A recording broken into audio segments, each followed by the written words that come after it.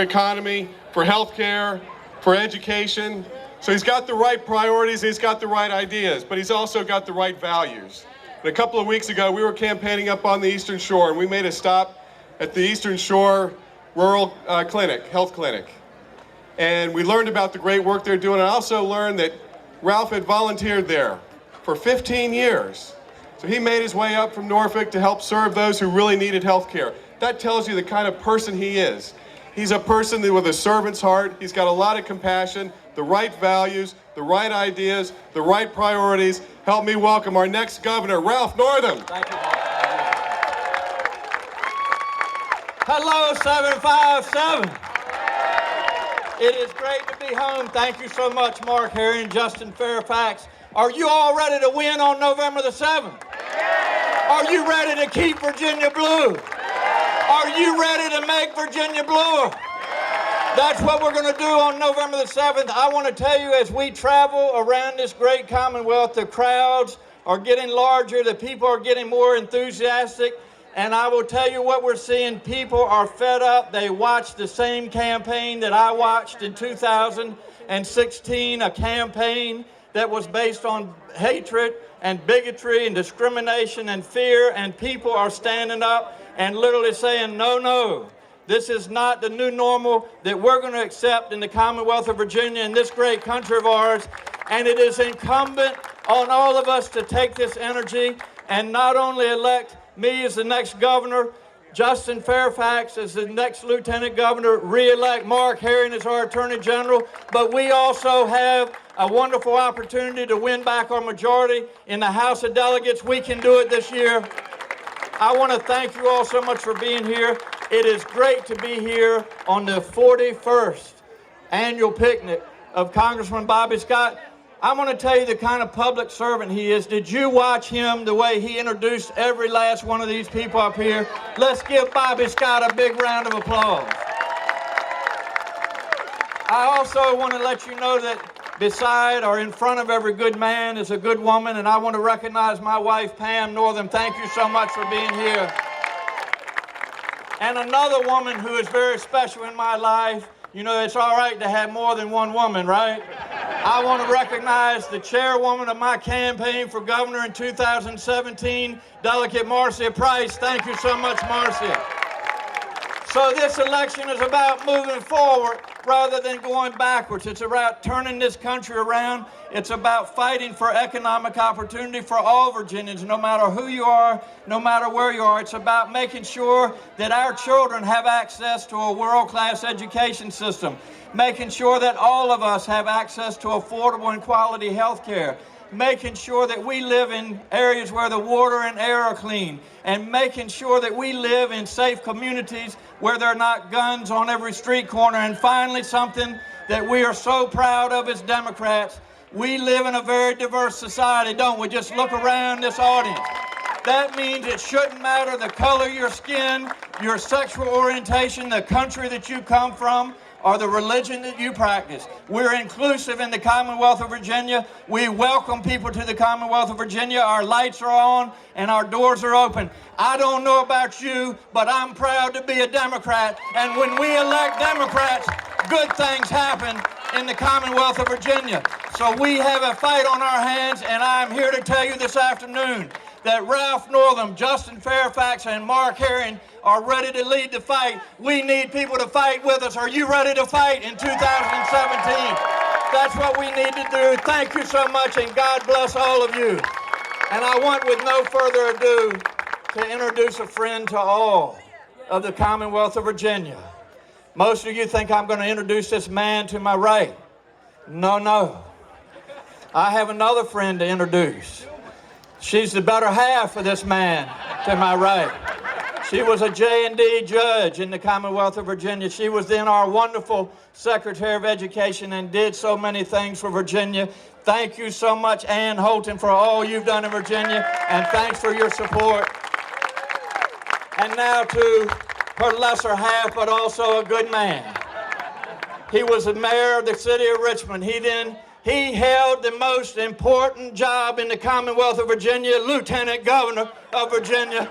He then became our 70th governor of this great Commonwealth of Virginia, and now is so proud, and we're so proud to have him serving as our U.S. Senator, a friend to all of the Commonwealth of Virginia. Please welcome to 757 Senator Tim Kaine. Hey guys, you look great. Wow, what a crowd. This is so much fun. It is so good to be back with Bobby Scott, my congressman. I started coming in 1998. The only year I missed was last year when I was on a national ticket. But Ann came and spoke for me, and a lot of people said they were hoping she was going to speak for me this year. But Bobby does such a wonderful job. I have been honored to represent him. You know, friendship is tough. Harry Truman said, if you want a friend in Washington, get a dog. But Bobby Scott is a friend, and there's nobody I admire more in politics in Virginia or anywhere than Bobby Scott. Give another big round of applause. My wife, Ann, I said to her a week ago, honey, how about a romantic Labor Day getaway? She said, that sounds great. 3 days, 15 events with Ralph Northam, Justin Fairfax, and Mark Herring. She said, that sounds even better. This is why I love my wife. I'm the second best public servant in my house, and my wife inspires me every day. I want to be more like her every day. Well, listen, I just want to say one thing and end with kind of an exclamation point to what these guys on the ticket have said. I just want to say thank you. You helped me when I was a city councilman and mayor. You helped me when I was running for lieutenant governor and governor, when I was running for the Senate. And last year, you helped me a lot when Hillary put me on the ticket. How could Virginia get it so right and so many other states get it so wrong? I'll tell you how. Virginians understood after 2 terms of President Barack Obama that the guy was doing a great job, and we ought to continue on that path rather than do a 180. Virginians knew that. Virginians got it right because they're not afraid of strong women leaders. They were willing to support a strong woman to be the first woman president of the United States. Other people may have a problem with that. Virginia doesn't have a problem with strong women leaders. Virginia knows what Ralph said a minute ago. When you elect Democrats, good things happen. The economy gets stronger. The doors of opportunity open a little bit wider. Education gets more investment. We are more and more equal. Where more and more Virginia is for lovers when Democrats get elected, and that's what Democrats know. But I'll tell you something else. Virginians figured out what a lot of people are coming to understand. Virginians saw Donald Trump for who he was coming years ahead. Virginians are not surprised by this guy. They knew a guy that would perpetrate a racist lie about President Obama not being a U.S. citizen or say horrible things about people because of their religion or where they were from or brag about the way he treated women so badly.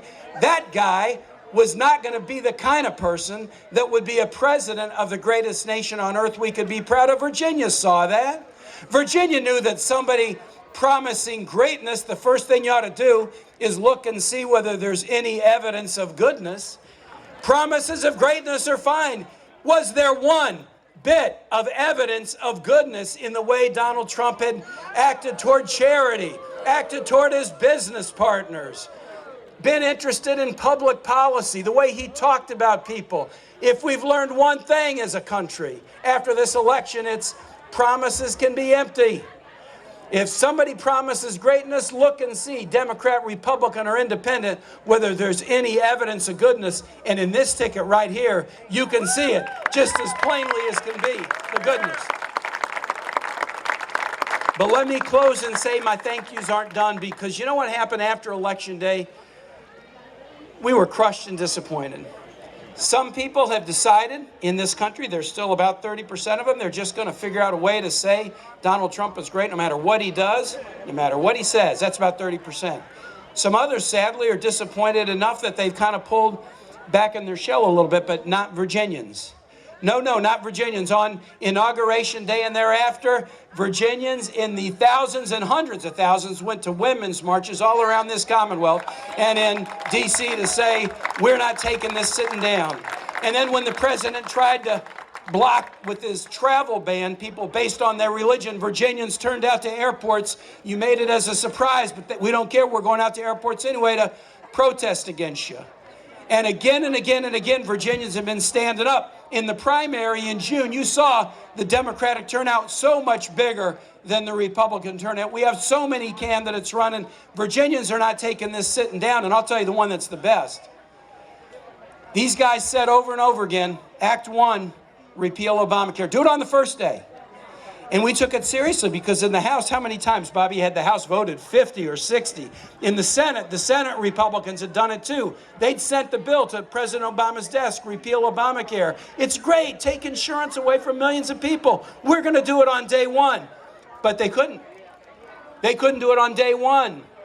February, March, April, May, June, July, got to August, finally had the vote. They didn't have the votes to do it. They'd promised. They'd done it before. Why couldn't they do it now? They couldn't do it because you were calling, you were writing, you were emailing, you're coming to rallies. Randy and the teachers have led so many great rallies, so many great rallies. You're going to town hall meetings and asking tough questions to people who don't like getting tough questions. And so this is on your shoulders. I hope you feel good about it. The one thing they most wanted to do, they could not do because of you. Because of so many Virginians, and so you've just got to keep that up. Last thing I'll say is this. Virginians got it right in 2016, but a lot of other states got it wrong, and because an election is about 50 states and electoral college, the story of what Virginia did kind of got lost, you know, on the inside pages of the paper. But I got to tell you something about November 2017. There ain't any other races. We're not going to be buried in a story about all these other races. The only other statewide race in this country this year is the governor's race in New Jersey, and that's not a referendum on anything except what do people think after 8 years of Chris Christie as governor. So you can set aside the Jersey race. People aren't paying attention to it.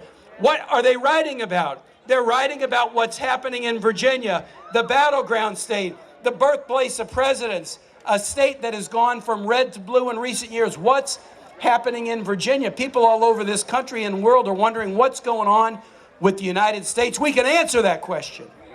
We can answer that question in a way that will put a boost behind us in 2018. We can answer that question in a way that will put a boost behind us in 2020. We can say that, look, we can make a mistake and elect the wrong person, but we are not going to sell out the values that made this country great because somebody makes empty promises and can't keep them. We're going to continue. We said Virginia is for lovers. We're not going to be for haters. We said it was about equality. We're not going to be for white supremacists. We're going to look in the windshield and not in the rearview mirror. And it starts in November, sending a big message by electing Justin and Mark and Ralph and these great candidates. And we're going to send a message to the whole country. We're moving ahead. We're moving ahead. Ain't going to let nobody turn us round. Ain't going to let nobody turn us round. We're going to keep on walking, keep on talking. March into the freedom land. We can do that, Virginia. Let's do it together. All right, thank you all. Let's go win. Senator Tim Kaine.